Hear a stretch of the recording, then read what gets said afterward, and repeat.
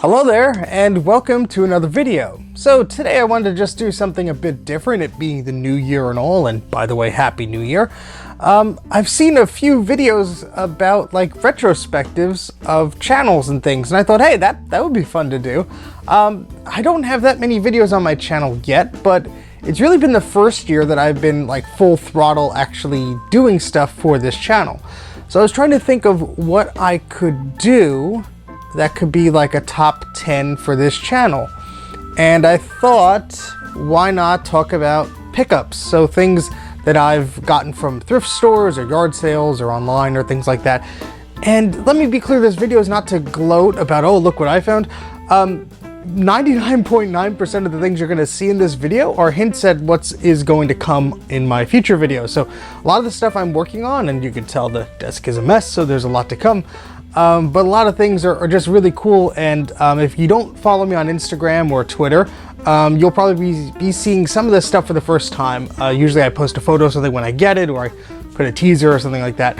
But I've had tremendous luck this past year of finding some amazing things, and they're just like insane. When I started thinking about a list of things I picked up last year, and it just boggled my mind. I'm like, oh, that was that year? I got that too?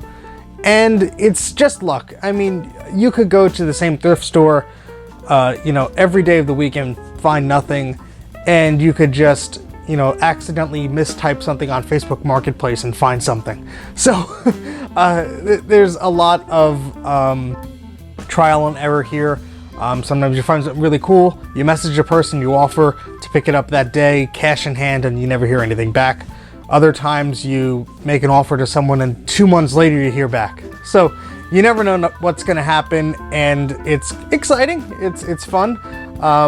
And so that's what I just wanted to do here, just a little quick video to share some of the things I've gotten this year. And so we'll do a lot of cutaways to footage that I've shot that's in the progress for you know, videos that are upcoming. So let's start the countdown here. So number 10 is the Duo dock. Now, I had a PowerBook Duo 230 growing up, and I eventually had a 270C, the color model. And so I was familiar with the PowerBook Duo and the Duo dock, and it's a wonderful little sub-notebook system that could be greatly expanded by using a dock, whether it's a full style dock or just one of the little mini or micro docks. And it was my first laptop I had, and it was a hand-me-down. I didn't, you know, it wasn't new or anything. It was very old by the time I got it, and it didn't really do much, but it was my first laptop, and I thought, oh my goodness, I've not only do I have a computer, I have a portable computer, and the battery was dead, you know, but I would pretend it worked and things. So I rather regret it though. I did give away my PowerBook, my Duo dock, my mini dock. I just didn't think I needed them anymore. This is maybe many years ago. And so I always, you know, kept a lookout for those sort of things. And someone on a website was saying, you know, I don't really need this anymore. I don't want it. I don't really know if it works. You know, anybody could have it. And they weren't too far away from me. And I was going in that direction anyway that weekend to visit some friends. And I made the detour and picked it up. And I was very excited to play with the Duo dock, because I now have a Duo 230 and the remains of my 270C, which had a bad screen. And so I was excited to play around with it and plug it in, and it didn't work. But I did do some repairs on it, and I had some success with it. And so that's going to be an upcoming video about the Duo, and not just the dock itself, but the computer and everything. So I'm not giving too much away because I want you to watch that when I put that together. But I want to do sort of a historical perspective of, you know, what that machine is and that whole system and everything. And when you look back on it, it's a pretty weird, you know, system they had set up there, and it's very expensive too. So the Duo dock was really cool, and I'm glad I found that. So that is number 10. Number 9 is the Apple Portrait Display. This is a very weird item that I have seen before. I saw it at yard sales probably a few times. I always wondered what it was. It had an Apple logo on it, so I was interested, but I couldn't really afford it at the time, or maybe I just didn't ask, I don't remember. But this is a display that is designed solely for those in the multimedia and publishing business, where you're going to be working on portrait orientation style publications. So like magazines, newspapers, things like that, where a portrait display, you know, similar to how you stand up an iPhone portraitly, that's, you know, what the design of this display was for. So you could focus on that type of a publication. You don't have to zoom in or zoom out like you did with the square screen, because the aspect wasn't the same. And it was just really, you know, designed for those users. It was not color, it was a grayscale monitor, but that was usually fine for newspaper and publication purposes. Remember, at this time, color displays and color graphics cards were still really expensive. Apple only released one portrait display ever, and this was released in March of 1987 and joined Apple's lineup of monochrome and color displays. However, other companies like Radius made their own portrait displays as well. Some of these non-Apple models could also pivot, so you could change the display's orientation. So you could go from portrait to landscape and vice versa. It's a very interesting display and something that you probably wouldn't find today, especially because it's black and white and it's a huge CRT. Okay, on to NumberEight. Now this was just being in the right place at the right time, and knowing the right people at the right time. So I know a friend who runs a video game store not too far away, and he's always, you know, getting video game hauls and things like that. And I guess somebody offered him a set of old computers, and for whatever reason he accepted that, and it was a bundle of Apple II systems. So he had an Apple II Platinum, an Apple IIe Platinum, I believe, an Apple II GS, with the monitors, both with their respective monitors, and with a ton of software. I mean, this disc holder thing is just like one of the like 4 containers of discs that came with it, and they were in like pristine, immaculate condition. These were obviously used at somebody's personal desk, like an office type situation in their home. You know, not used by children or schools or anything, which is where the majority of my collection comes from. You know, secondhand and largely beat up. And they were in beautiful condition. They worked great. And I didn't pay too much for them. And I did a sort of a barter thing where I paid a little bit, and then I helped him fix up some PC laptops that he got in trades that he wanted to just sell and get rid of. So it was a mutually beneficial transaction. And, you know, the Apple II GS, I already had a 2GS. In fact, I have 3 now. One is just, I don't know what's wrong with it. The second one is working. That's the one I had gotten with the other broken one. And now this third one.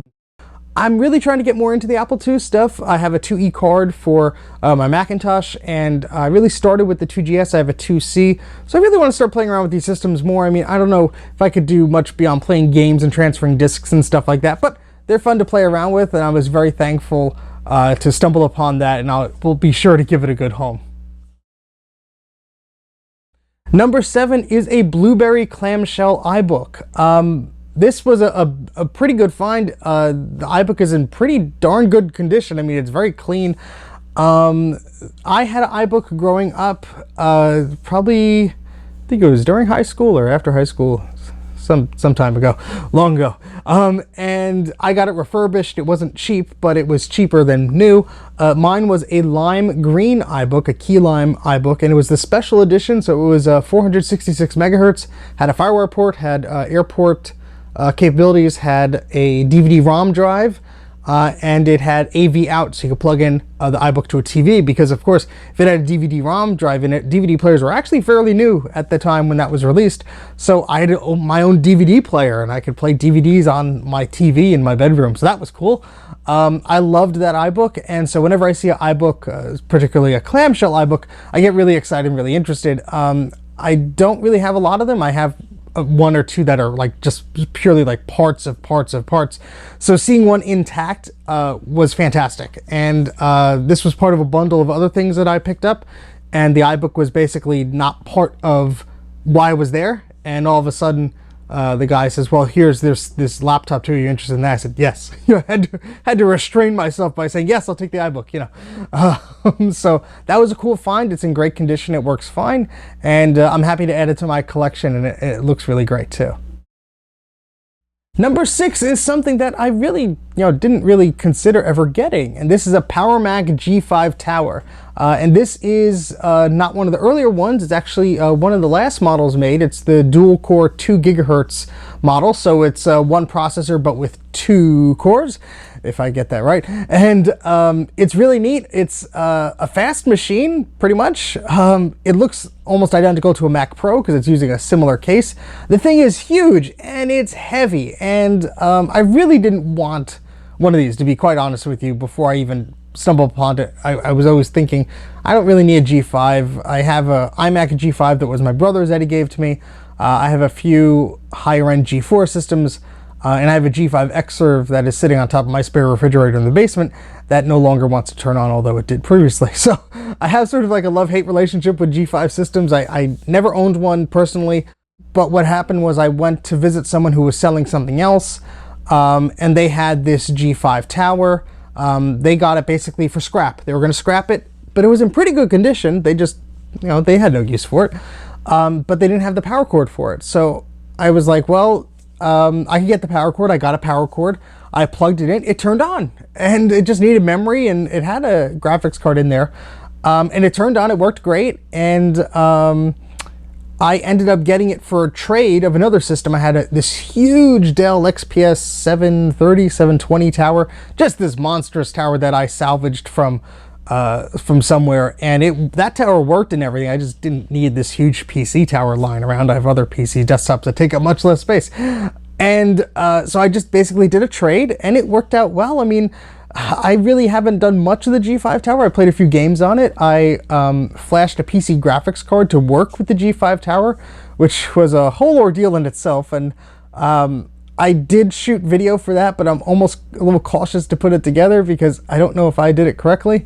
I don't want to mislead anybody, but it was one of those projects where I was literally working on it and I timed it 8 hours in a row, and I was like going crazy trying to figure it out, but I eventually got it. So is that, G5 tower something I ever thought I would have? No. Is it nice? Yes. I mean, it's in good condition. It's nice having a PowerPC Mac that, is in that form factor, so it will fit in with the Mac Pro tower I have in the basement. So it's a nice machine, I'll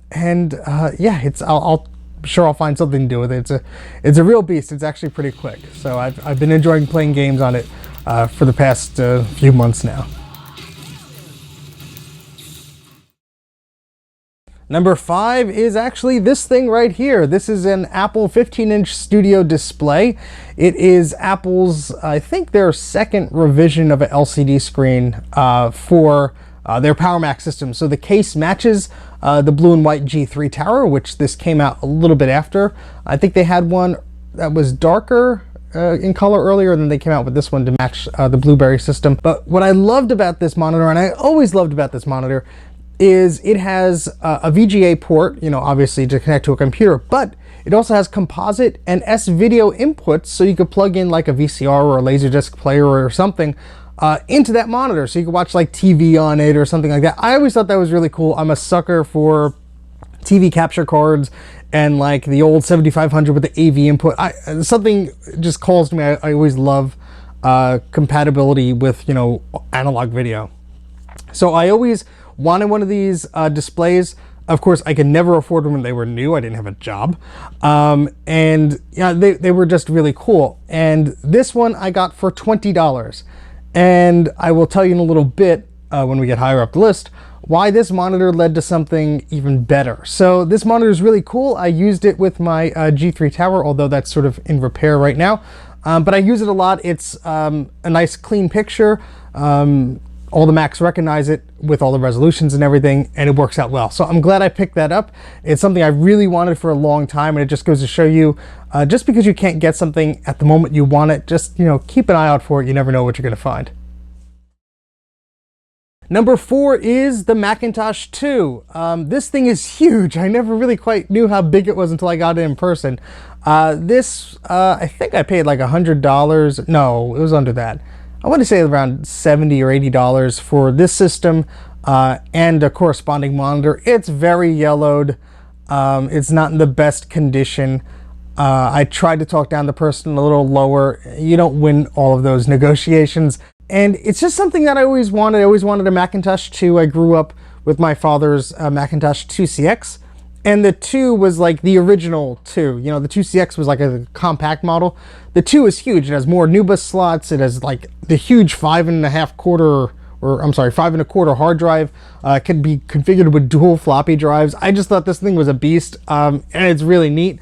I think the first time I ever saw Macintosh 2 was that picture of the guy making a couch out of Macintosh 2s, and I thought, oh, that's really cool. But the thing is huge. It is ginormous. It does work. I have to sort of jump start it to get it to boot up because it relies on 2 PRAM batteries. So I'm in the process of trying to restore that to get it to work. I want to sort of, restore it back to its factory condition and play around with it and see how things work. But it's something that was always on my list that if I see it to go get it. It's not in perfect condition, but it was a cool find nonetheless, and I'm glad that I have it. Number 3 was a practically new in box Performa 430 system. Here it is. This is what it looked like. It was basically in the box. It was used as a computer. It wasn't brand new in the box. And it has the computer, has the keyboard, has the mouse, has the monitor, has all the foam packaging, the accessory box. I mean, this is pretty cool. I've never really had a Macintosh system with the box and the accessory kit and everything in this condition. The only downside to it is that, unfortunately, the way it was stored, it had the little lithium battery inside, and that leaked and basically destroyed the board. So, I mean, it's terrible if you're not aware of this. Capacitors and batteries in these old systems tend to leak, especially the batteries, especially if they're stored outside or in hot attics and things like that. And, depending on the battery and the condition of these machines, it's just not a good mix. You could have these batteries explode or leak, or the capacitors leak and ruin the board. And, these things are, getting up there in age. They're, 25, 30 years old. And so, it's a shame when this happened, but thankfully, before I bought the system, the individual took a look and sent me a picture. And I explained to him, this is damaged and I still am interested, but I can't pay what you're asking. And that's always difficult because you're trying to explain a very technical situation to someone who, may not be as receptive to that, or may be thinking, hey, this guy's trying to rip me off. He knows what I have. I have something that's really valuable here. And it's really difficult. And I always try to explain to people calmly and openly, like, hey, look, here's what the issue is. Am I still interested? Am I not? I don't try and pull them along and say, oh, well, I'll give you $1 for that. I gave him what I thought was a fair price for it. And I'm happy with the result of it. Do I think I could fix this system? Maybe. I was mostly interested in the box and the monitor and everything that was inside. I have a few of these LC style case models, so I could probably swap the board out or something. So that gives me another project to work on. But that was a crazy find. I never thought I would find like a Macintosh computer in that good of a condition new. I have a video about that that'll be out soon, like sort of like a new old unboxing type thing. And that was really cool. So I'll be glad to dive into that when I have time. Number 2 is the Apple III. Yeah, that's sort of weird. But I got an Apple III from the seller who sold me this Blueberry LCD screen. And it was the same seller I got the clamshell iBook from. And this was a crazy set of events. So essentially, he posted the monitor for sale on Facebook Marketplace. But he was one of those people where you respond on Facebook via text and he says, call this number. So I called the number and it went to like a phone line that nobody answered. I left a message and it was just this back and forth that went on for months, actually. So finally, it was one weekend. I'm like, you know what? Let me just call this guy again. And I got him on the phone. But we set up a time and I made time to go up and visit. And I went to see the monitor. I didn't even bother to plug it in. I said for 20 bucks, I'll figure it out. It had the power cord. It had, a little adapter on the VGA port to connect to other systems. And I thought, okay, this is good. I'm good to go. As I'm walking out, I have it in my arms. I lift up the trunk to my car. I'm putting it in. And, we're just, saying goodbye to each other and saying, thanks for waiting and such. And I said to him, if you ever have any more computer stuff, let me know. And I didn't even place the monitor in my car when he said, oh, well, I have a lot more. And my eyes lit up. I'm like, what? At first I wasn't expecting to stay so late. Thankfully, I didn't have work that day. But I put the monitor in the car and I went upstairs. And it was, I thought it was, I don't know where I was. It was like crazy. There was an eMac, there was an iMac G3. He had like a 9600 tower. He had a Performa 6100, Power Mac type model. He had the clamshell iBook. He had a bunch of floppy disks, like tons of floppy disks. He had like the original accessory boxes to all this, some of the stuff, not all of it. I was just like overwhelmed. I was like, this is amazing. This is like, I was like trying so hard not to geek out. And he obviously ran a business where these computers were used in his business for a long time, and he was looking to get rid of them. But the problem was he dealt with a lot of sensitive material, and he couldn't just throw them out because of the data on the hard drive. Well, since he had some of the system disks there, and he had a zip drive and a floppy drive, I made him a deal that if I was able to erase the data to his satisfaction on all of these machines, that I would be interested in purchasing them. And the price we agreed upon was $50. I mean, I honestly didn't know if a lot of this stuff worked, so I wasn't trying to scam him or anything. And I didn't know about the Apple III yet. So I told him honestly, I'm not really interested in the eMac. I'm not really interested in the iMac. I have so many CRT machines around, I don't have space for them. But I said, listen, I'll take the iBook and the 2 Power Mac towers I'm interested in, and I'll erase the data for you. So I spent hours there. So I was using a lot of my time erasing these systems because, one didn't want to boot up, and then he only had a Mac OS 9 disk and all the, so there was a lot of complexities in trying to get this stuff to boot up and then, erase the internal disk. So after I was all done with that, I'm loading that stuff into my car, and, we're exchanging pleasantries again. And he says, oh, I have one more thing in my basement, but it's really old. I don't think you'll like it. And so I'm thinking, okay, what else does this guy have? He walks downstairs and he says, I think it's an Apple II, or maybe older. And I'm thinking, well, it's not an Apple I, because if that was the case, I'd probably have a heart attack and die. But it was an Apple III. He had an Apple III with the monitor, with the profile hard drive, with an external disk drive, sitting in a box, in the basement area of his place. And it wasn't in perfect condition. It had one of those dust jackets over it that kind of had a weird film on it, so the stuff needed to be cleaned and stuff. I mean, that was insane. That was absolutely unexpected. So you never know what you're going to find. I mean, I just went to get this one monitor, and look what I came away with. So a lot of the stuff that I did get, unfortunately, was sort of not in working condition. A lot of the hard drives were busted. Some of the optical drives didn't work. The floppy drives didn't work. The Apple III turns on and seems to work at the test the profile drive.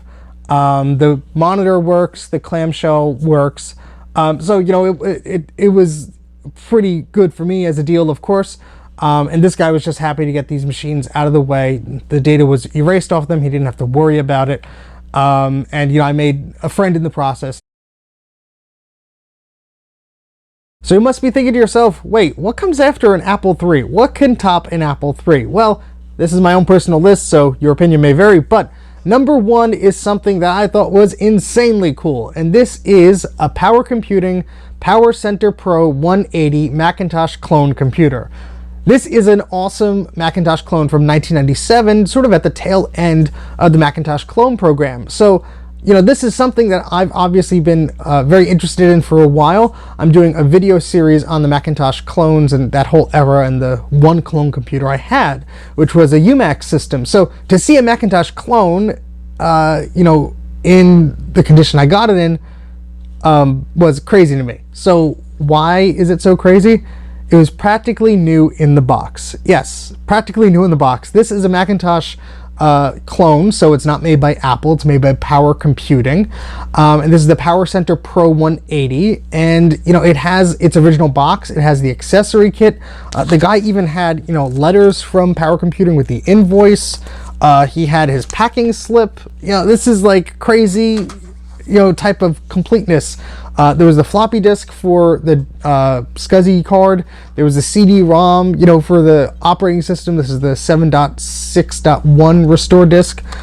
This thing was just in beautiful condition. It came with the keyboard, came with the mouse. It has the manual in it. It has everything in it. It's in beautiful condition, and you know, it wasn't that crazily priced. Thankfully, with some of the donations or pledges rather that I get from Patreon, it helped me acquire this item. And I mean, I met the guy, he seemed really nice, and he was just happy that the system was going to somebody that would appreciate it. You know, he was thinking that he could get a few $100s for it just by putting on eBay, but didn't want to do the hassle of shipping it and all that stuff. The system works pretty well. Unfortunately, the original hard drive is dead. And I informed him of that after the fact, and he was very disappointed that happened. But yeah, this is the risk that you always deal with when you're getting these things secondhand.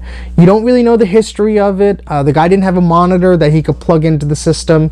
So that's why sometimes when I say, oh, I paid X amount for this, people either think, you stole that from that guy, that's, you know, a very low price, and then I get it home and nothing works. Or, you know, I pay too much and nothing works. So it's always a very delicate balance.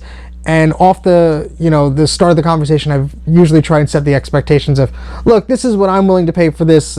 It could work, it could not, you know, unless I'm able to go there and plug it in and test it out and make sure everything is working. I'm not comfortable paying a lot of money for these things. I don't have a lot of money to throw around. This is just a hobby. So, you know, getting the Power Computing computer was really cool. And I'm so excited to feature this in the Mac Clones video that I'm working on. So that's, you know, something I'm very excited to share once that gets done. And it's just one of these things I want to, you know, do it correctly, and it'll be probably in a few parts. So I don't want to rush it. But I'm glad I waited, because now I have an awesome piece to basically do an unboxing on, and a speed comparison and all this stuff about these cool Macintosh clone systems. So that's really about it. That was my top 10 pickups of 2018, and yeah, that was pretty crazy. I did not expect to pick up nearly, you know, a quarter of this stuff that I was able to get my hands on. So that was really cool. Of course, it's all down to luck. You never know what you're going to come across. You never know what you're going to find. So, you know, it's just amazing when you do come across some cool things like that. So did you guys, you know, watching this video, find anything last year or this year? Did you know, go thrifting and find something really cool, or did you pick something up from a friend or from a yard sale? You know, let me know in the comments. That's really cool. I'm always interested in seeing what people find. And I hope, you know, 2019 is as good as a year as any for, you know, picking up cool stuff. And I can't wait to, you know, release these more in-depth videos about some of the things that I picked up last year, because some of the stuff is just begging for, you know, video treatment. So I'm very excited to show you that stuff, and I hope you enjoy these videos.